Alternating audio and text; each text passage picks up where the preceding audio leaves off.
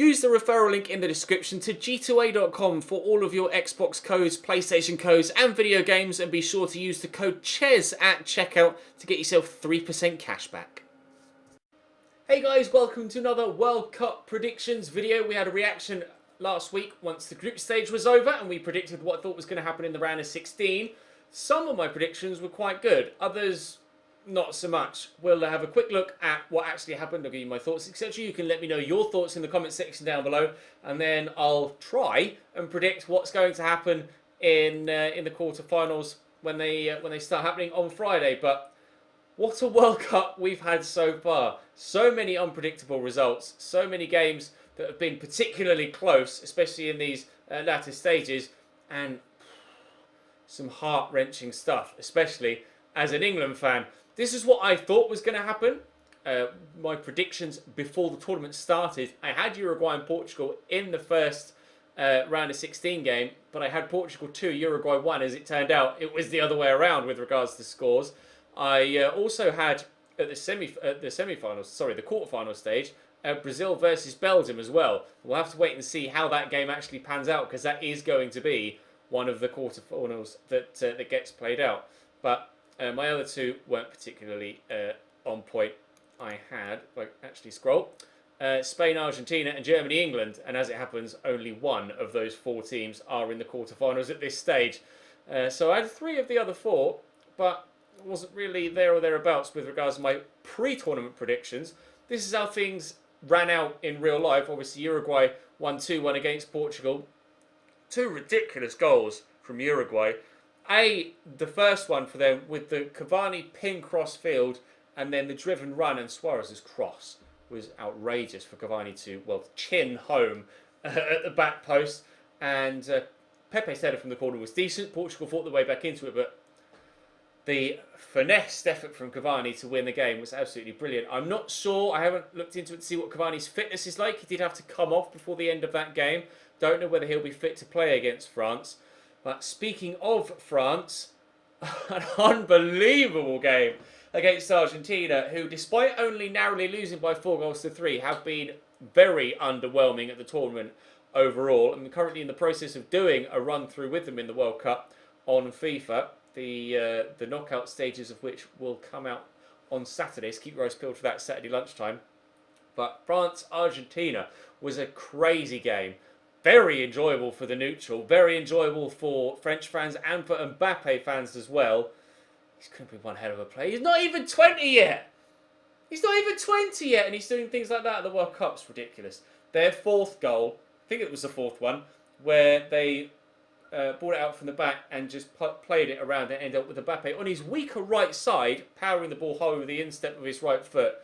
Superb goal. Absolutely brilliant. Definite penalty for France at the beginning of the game as well. Mbappe involved in that, of course, winning the penalty with some acceleration, shall we say. Argentina fought hard.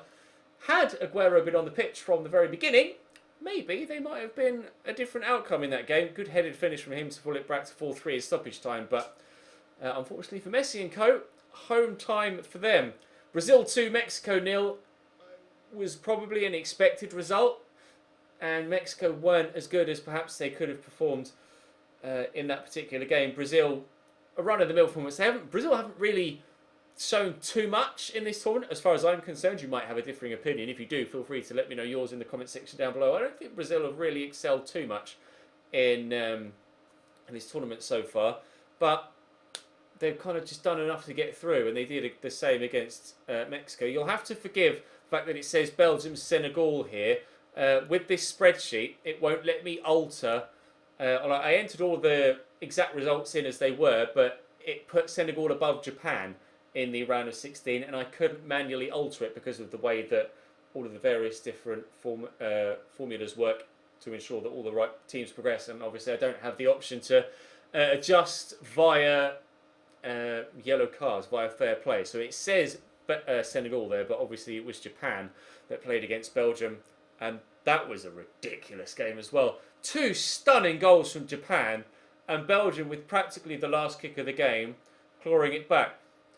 Tell me, in the comments, do you think Vertonghen meant to shoot with that header, or was he just trying to loft it back in towards the danger area and see what happened? I still can't make up my mind, because the way that he doesn't go mad with the celebration, he just kind of gives a quick little yes fist pump and then just jogs off. I don't know whether that's because of the situation in the game and it just brought it back from 2-0 to 2-1, or whether he genuinely meant that and it wasn't like a shocked celebration because it had flown into the back post, or whether it was genuinely just because of the situation, like I say, and they were 2-0 down. But ridiculous header from Jan Vertonghen. And say what you want about Marouane Fellaini, he's a horribly dirty player. He's all elbows. He's very nasty to play against, but he's effective defensively and offensively. And again, using his physicality to rise above the Japanese players to score the header to bring it back to 2-2. And speaking of great counter-attacking goals, bowled out from the keeper in the France game, in the Belgian, even better. Lovely dummy by Lukaku to let Nasser Chadli in to side foot home with his left foot. And I felt so bad for the Japanese players. I've got a friend of mine, Wheels, who's a Madden YouTuber, is part Japanese, and I felt crestfallen for him. I cannot even begin to imagine how that must have felt, being 2-0 up against Belgium. It was ridiculous. What also was ridiculous was the fact that Spain weren't able to brush off Russia. Yes, Russia have been playing very well in the group stages, but they kind of came undone against Uruguay. And I was expecting them to come undone against Spain as well. But a rock-solid defensive display and a penalty saw them equalise to bring it back to 1-1. And they saw that out to the end of extra time. And then on penalties was some questionable goalkeeping from David De Gea from the spot kicks, particularly the one that went right underneath him. Russia somehow managed to get themselves through to the quarterfinals of the World Cup.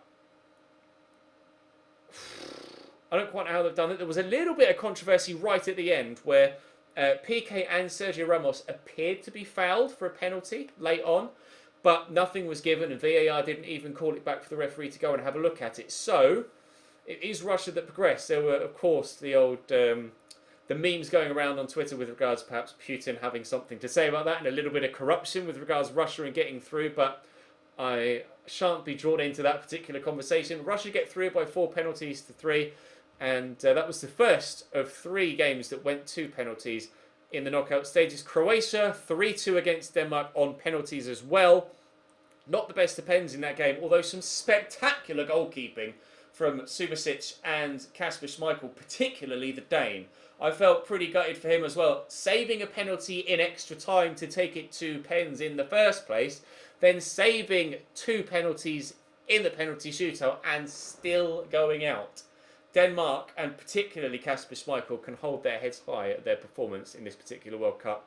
And against the Croatia side that was surprisingly poor, actually, they destroyed in the group stage and were average against Denmark. I don't know whether it was Croatia's performance levels dropping or Denmark rising to the challenge, but I'm not sure. If Croatia turn up against Russia, then they should get through. But if they play how they did against Denmark, they might struggle. And we'll come to quarterfinal predictions in a moment. Sweden, fortunate to get through in the manner that they did with the deflected goal. It was going straight at Jan Sommer, and then it flew into the top corner. But Sweden-Switzerland was always going to be a difficult game to call, actually. Sweden have only conceded 2 goals so far in this particular tournament, so they're playing very well. I'm not sure what's going to happen in that quarterfinal. Colombia-England was a physical encounter, shall we say, on the Colombians' part. Fantastic save from Jordan Pickford. Well, out of this world save, to be fair, from Jordan Pickford in stoppage time. Unfortunately, from the resulting header, they scored a very good, or from the resulting corner, sorry, they scored a very good header to take it to extra time. And then Jordan Pickford with another very good save, and then Eric Dyer tucks home the penalty. Even though Ospina got a right hand to it, Eric Dyer tucks home the penalty to send England through to the quarterfinals. So quarterfinal predictions. Uruguay-France. France with the spectacular attacking talent. Uruguay with the defensive solidity. Don't know how this one is going to go. I'm thinking we might be going pens here. I'm going to say 1-1 after extra time. And then I think with Lloris in goal, I think they might nick it 4-2 on penalties, France, and I see France progressing. That's how I see it. You might think differently. Like I say, I don't know if Cavani's fit or not. If he is, then Uruguay do stand a good chance. But France are pretty solid defensively. other than the 3 goals they conceded against Argentina, at least on paper, France are pretty solid defensively. And Uruguay, we know, are very solid defensively. So I don't see it being a high-scoring game, but I could be completely wrong, and it might be another 4-3. We'll have to wait and see. With regards to Belgium-Brazil, I actually see Belgium winning this one. I'm going to say 2-1 Belgium. They were...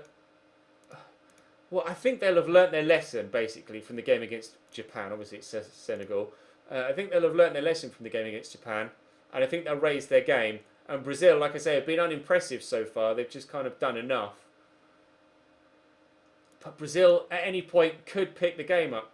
I'm torn. I'm going to say 2-1, but that might be 2-1 after extra time, perhaps. I'm going to say 1-1 after 90 minutes, and then 2-1 Belgium in extra time. I reckon that's how it'll go down. Russia-Croatia. I think Croatia might just have too much of the race. If Croatia play the way they did against Argentina, they'll win easily. But rather than 2-0, I think Russia will score. I don't think they'll fail to score. I'm going to say 3-1 Croatia. I think it should be pretty straightforward for Croatia. Should be. But we'll have to wait and see. If Russia turn up and defend as solidly as they did against Spain, there's no reason why they can't do the same again. But it would be a big ask to have 2 solid defensive performances like that back-to-back against 2 very good sides in Spain and Croatia. And Croatia are a very good team. It's their golden generation, and they are playing exceptionally well right now. It's also Belgium's golden generation, let's not forget. Our golden generation was 12 years ago, and that was the last time we got to a quarter-final in a World Cup. We played Sweden in a friendly, I say recently, it was probably about 2 years ago now, when Zlatan Ibrahimovic scored a certain goal against Joe Hart. You will remember it. Now, in competitive play, we always tend to do not necessarily well against Sweden, but we always tend to get through against Sweden or beat them. I think we drew in 2002 under Sven-Göran Eriksson in the group stage. Joe Cole scored a phenomenal goal in that tournament and in that game as well. You might remember that one as well if you're old enough. And it feels weird to me saying if you're old enough, although I was only 14 in 2002. I know some of you guys are still in your teens or under the age of, in your early 20s, etc. So 2002 was a long time ago. But it's been 12 years since we were in a quarterfinal in 2006. That was Brazil with that Ronaldinho goal. Everything seems to be memorable against England or for England, doesn't it? We shall have to wait and see what happens in this one. Obviously, I'm going to back my boys against Sweden. But I don't think it will be a comfortable one. I think it will be another physical game. But I'm going to say 2-1 England. I see Sweden scoring. But I think England will be able to get past Sweden. But it's going to be a difficult game.